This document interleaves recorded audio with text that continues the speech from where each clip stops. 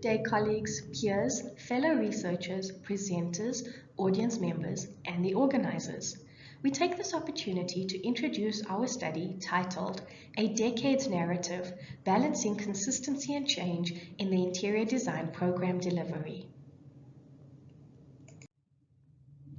This conference, A Focus on Pedagogy, Teaching, Learning and Research in the Modern Academy, has presented us with an opportunity to review some of our ongoing research from the perspective of our pedagogical approach that we use in the delivery of a fourth-year postgraduate interior design degree program. We will begin by looking at a brief introduction into where the study is positioned and expanding on the context or the program outcomes of the BA Honours Interior Design program.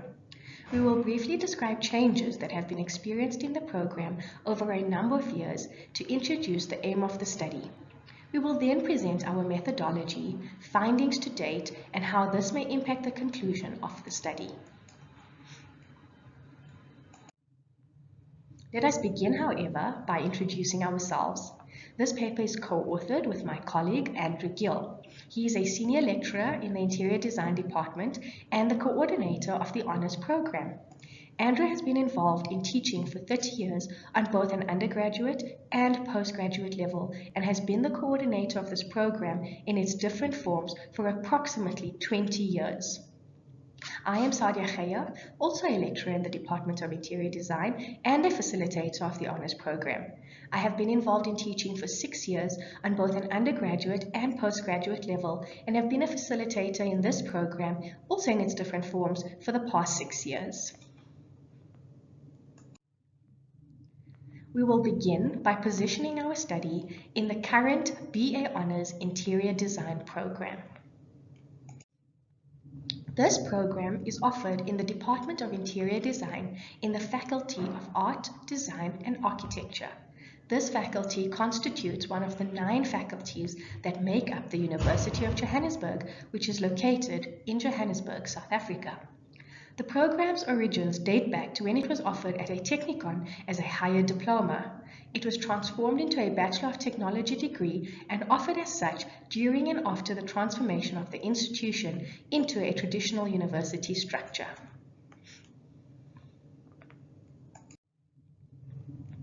The program current learning outcomes are stated as: the purpose of the Bachelor of Arts Honours in Interior Design is to prepare students for research-based postgraduate study and entry into an advanced interior design career level and associated built environment by enabling students to conduct and report on research under supervision, produce creative solutions to complex design problems, and develop and communicate the technical resolution of design problems according to industry requirements. The program structure entails an initial 3-year BA degree followed by an optional 1-year BA Honours degree. The focus of the Honours degree has organically grown into addressing urban problems within the city of Johannesburg, within which our university is located. The program structure entails a student-centered approach where they choose their own topic and identify a current spatial problem in the city. They research the problem and produce an interior design proposal that may address the problem in the context of urban Johannesburg. This structure has more or less always stayed the same. This program adopts a constructive or outcomes-based teaching approach which is structured around independent research and the execution of a practical design proposal. The learning outcomes of the program, which have remained relatively consistent, require students to identify spatial problems within the urban context and propose how interior design can be used to possibly address these problems. A solution to the problem is presented in the form of a design proposal aimed at improving the lives of the urban inhabitants.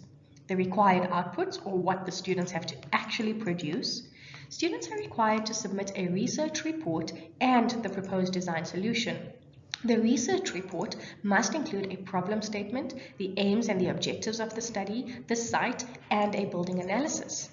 The student's research plan entails a methodology adopting a pragmatic worldview approach to problem solving and a mixed methods research design, largely dependent on empirical methods, context analysis, and supported by theoretical principles. The proposed design solution includes a visual design proposal consisting of plans, sections, elevations, models, branding, development, mood boards, sample boards, etc., as well as a set of working drawings and specification schedules. Andrew and I are actively engaging in the collation and presentation of findings from a case study conducted in the format of a meta-analysis of 10 years' worth of projects that have been completed as part of the Interior Design Honours Degree program. The purpose for generating the meta-analysis was intended to transform our design studio into a research laboratory, which in turn could create a database of information for future interior students and scholars in urban development, architectural, and related built environment disciplines. A pilot study was conducted using a Geographic Information System, or GIS, to test appropriate categories and themes and the technology required for the analysis. Whilst conducting the study, it became apparent to the authors, both of us being facilitators of the program, that it presented an opportunity to reflect on the pedagogical changes that have occurred during this period and the possible resulting impact on the learning process. This conference presents an opportunity for us to establish whether there is any significant causal relationship between changes to the program and the student's ability to meet the learning outcomes. Over the last decade, the Interior Design Honours Program has been subjected to a myriad of challenges and changes. These include program transformations, the impact of diverse institutional thrusts, adapting teaching approaches in response to the Fourth Industrial Revolution objectives and COVID-19, as well as socio-economic changes in the urban context in which students conduct their studies. These changes can be broken down into structural changes, content changes, and changes to the pedagogical approach. When reviewing the structural changes, we are considering how the program is physically carried out, the when, the where, and the how. An analysis shows that the most changes have occurred here. When reviewing the content changes, we are considering what is done to keep the program relevant and contextualized to address topical issues, align and contemporize theory, content, and focus. Here, analysis shows that moderate changes have occurred. When reviewing the changes to the pedagogical approach, we are considering how the content is approached or taught, and analysis shows that minor changes have occurred here. What has stayed the same has always been the outputs, a body of practical work supported by a theoretical document. Since the introduction of the BTEC and later the honours, the purpose and the learning outcomes have largely remained the same. The purpose responds to developing graduates who may continue as professionals in industry or academics who wish to further their studies. The pedagogical approach has remained learner-centered, independent research and learning. However, there have been some slight changes in preparing students for further higher levels of academic studies. Three aspects have largely remained the same: the outputs, the learning outcomes, and the methodological approach, as well as the way the students learn their epistemology. Whereas the structure, the mode of delivery, focus areas, and curriculum content may have changed. Methodology. This qualitative research design is ontologically interpretive and epistemologically subjective, falling within the constructivist paradigm. The authors present their research bias by being facilitators of the student projects over several years. The research method used for this presentation and paper entailed a meta-analysis of 10 years of students' projects, which presented an opportunity to reflect on the changes that have occurred during this period and the possible resulting impact on meeting the outcomes. The data collected is analyzed by borrowing concepts of meta-analysis and systemic review to draw wider conclusions from quantitative and qualitative experimental research studies and to develop a more cumulative knowledge base. Preliminary findings indicate that despite the imposed changes, the students' cognitive processing appears to have remained largely unchanged, and that despite all of these changes, our students meet the outcomes. We ask ourselves why. It appears from the evidence of a collection of documents that our pedagogical approaches have enabled the students to meet these outcomes. We posit that they managed to meet the outcomes because of the pedagogical approach that we have used, which has largely remained unchanged and of which we have quite a good record of 10 years. Our pedagogical approach is one that is formulated around outcome-based education, or OBE principles, and constructive alignment. More recently, it also aligns with the theory of change. Thus far, we have managed to accumulate enough evidence to prove that despite all of the changes, most of our students meet the outcomes because our pedagogical approach has consistently been aligned to the outcomes-based education principles and constructivist teaching and learning alignment, as well as the theory of change. Outcomes-based education offers a dialogue between the learner and the curriculum, where the learner interacts with sources of knowledge, reconstructs knowledge, and takes responsibility for his or her own learning outcomes. In an outcomes-based curriculum, the design of learning, teaching, and assessment tasks are guided by a set of intended learning outcomes. Outcomes-based education is also described as a learner-centered approach to education that focuses on what a student should be able to do in the real world upon completion of their course or program. Designing backwards. In OBE, the curriculum is carefully constructed by first determining the outcomes and then designed backwards by carefully determining authentic assessments. These include choosing or building relevant learning activities and experiences, selecting appropriate content, etc. The importance of learning outcomes and the theory of constructive alignment.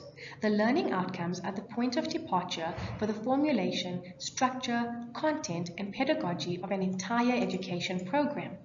Underlying the outcomes approach is the theory of constructive alignment. This theory connects the abstract idea of a learning outcome to things the lecturer actually does to help students learn and things that the students do to actually learn. The key is that all components, such as the curriculum, the outcomes, the teaching methods, the resources, the assessment of the teaching system should be aligned. Similarities between theory of change and OBE. Theory of change is a more recent development that can be affiliated to some of the OBE principles and concepts. Theory of change is essentially a description of how and why a desired change is expected to happen in a particular context. It is focused on mapping out what a change initiative or program does and how these lead to desired goals or outcomes being achieved. It does this by first identifying the desired long-term goals and then works back from these to identify outcomes that must be in place for the goals to occur. These are all mapped out in an outcomes framework.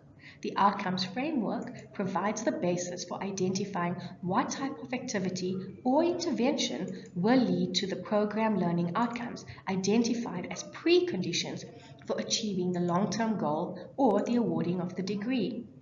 Through this approach, the precise link between activities and the achievement of the long-term goals are more fully understood. It also leads to better evaluation, as it is possible to measure progress towards the achievement of longer-term goals or learning outcomes that goes beyond the identification of program outputs. In summary, our pedagogical approach is not seriously affected by these changes that have been mentioned. Our evidence proves that there is no significant causal relationship between the changes and the student's ability to meet the learning outcomes. Their strategy includes learning activities and interpretation, as well as design methods of communication. This pedagogical approach supports student learning that aligns to OBE and constructive alignment, and also the idea of constructivist learning and theory of change. Students are constantly learning, but how they learn and the methods that they use will change, meaning that our pedagogical approach is sound. Thank you very much to the organizers for providing us with the opportunity to present the study, and to the audience and fellow researchers. We look forward to the remaining presentations at the conference and our upcoming paper. Should you have any questions or feedback, please see our email addresses on the slide. We would like to share a few of the sources that have been used in this conference presentation, as well as sources that will be used in our paper going forward. Thank you very much. We hope that you enjoy the conference further.